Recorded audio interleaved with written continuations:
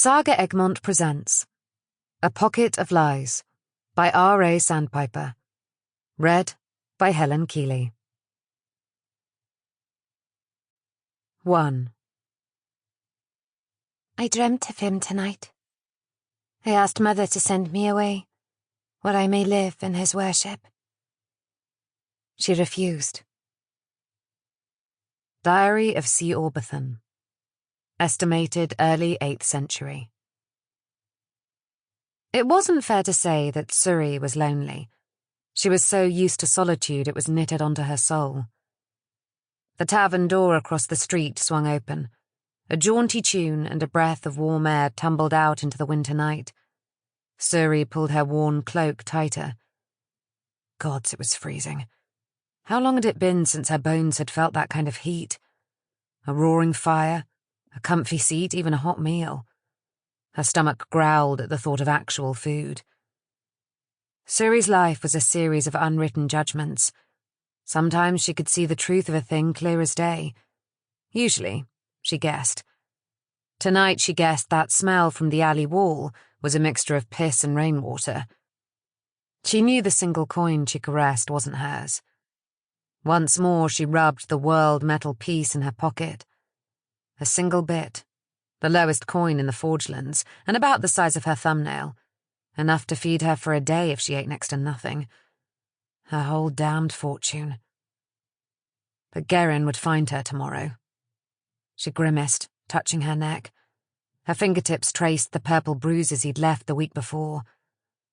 It had been her own stupid fault. Suri had two choices. Pay off a gang each week in return for protection, and the dim hope the others might leave her alone. Or don't pay, and wind up dead the next time she fucked up. The second option became more likely each day, and Suri's hunt for a third door had been crushed along with her windpipe last week. She'd spent a week recovering, and her pockets were as empty as her stomach. Gerin wouldn't let her off, though. She owed him 5 bits, due tomorrow. There would be no extra time. If she didn't pay him, he'd kill her. Great. So the lonely bit she played with was not hers at all. It was his. A voice laughed near the door. Suri's knees bent, her breath leveled, her hand readied in front of her. The woman left first, stumbling out the tavern door. Her black skin glistened under the tavern light, a sheen of sweat from the many bodies inside. Suri scanned the woman's form. A sizable lump protruded from her left hip pocket. She could almost hear the ale sloshing around in her body.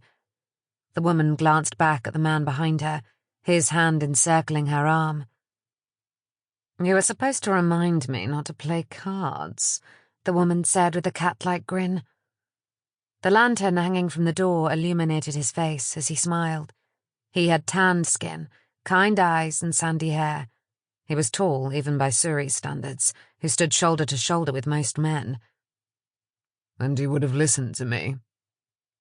They were outsiders, judging by their sturdy clothing and darker skin. Northerners were usually as pale as the snow dotting the roofs of the city, and Suri was no exception. She saw no purse-like lump in his trouser pockets, but considered the deep trenches of his overcoat as he swung it over his shoulders. The coat hit his side with a weighted thud. The pair took their first steps away, both unstable on their feet. He murmured something in her ear, and she threw her head back in a laugh, her cropped black hair emphasizing the curve of her neck.